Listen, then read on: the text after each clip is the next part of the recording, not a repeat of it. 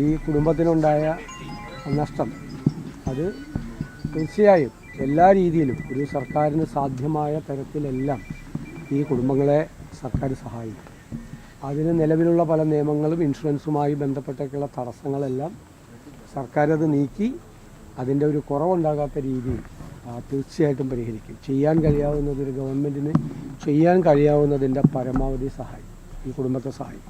Standard operative procedure ഉണ്ടാകുമ്പോൾ cost ഗാർഡിനെ സംബന്ധിച്ച് coastal പോലീസിനെ സംബന്ധിച്ച് കുറേ കൂടി എക്യുപ്പ് ചെയ്യാൻ വേണ്ടിയിട്ടുള്ള, അതാണ് ഞാൻ പറഞ്ഞത്, പ്രാദേശികമായിട്ടുള്ള മത്സ്യത്തൊഴിലാളികളായിട്ടുള്ള ആളുകളെ, പരിചയസമ്പന്നരായ ആളുകളെ കൂടി ഉൾപ്പെടുത്തിക്കൊണ്ടുള്ളൊരു സംവിധാനത്തെക്കുറിച്ചാണ് ഗവൺമെൻറ് ഗൗരവതരമായിട്ടും ആലോചിക്കുന്നത്. അവർക്ക് വേണ്ട അടിയന്തരമായ മറ്റ് കാര്യങ്ങൾ കൂടി എത്രയും പെട്ടെന്ന് ഏർപ്പെടുത്തും. കുടുംബത്തിൽ നിന്നൊരാളെ നഷ്ടപ്പെട്ടു കഴിഞ്ഞാൽ ഉണ്ടാവും. അവർക്ക് ആരോട് പ്രതിഷേധിക്കാൻ പറ്റും? അവിടെ നിൽക്കുന്നവരോട് പ്രതിഷേധിക്കാൻ പറ്റില്ലല്ലോ. ഭരണകൂടത്തോടല്ലേ പ്രതിഷേധിക്കാൻ പറ്റുള്ളൂ. അവരുടെ സങ്കടം പങ്കുവയ്ക്കാൻ പറ്റുള്ളൂ. അതൊക്കെ ആ അർത്ഥത്തിലാണ് എടുക്കുന്നത്, അല്ലാതെ അവരെ ശത്രുക്കളായിട്ട് കാണുമല്ല. കുടുംബത്തിൽ ഒരാളെ നഷ്ടപ്പെട്ടു കഴിഞ്ഞാൽ ചിലപ്പോൾ ദേഷ്യം വരും, അമർഷം ഉണ്ടാവും, പ്രതിഷേധം ഉണ്ടാവും. അത് ഭരണകൂടത്തോടാണ്.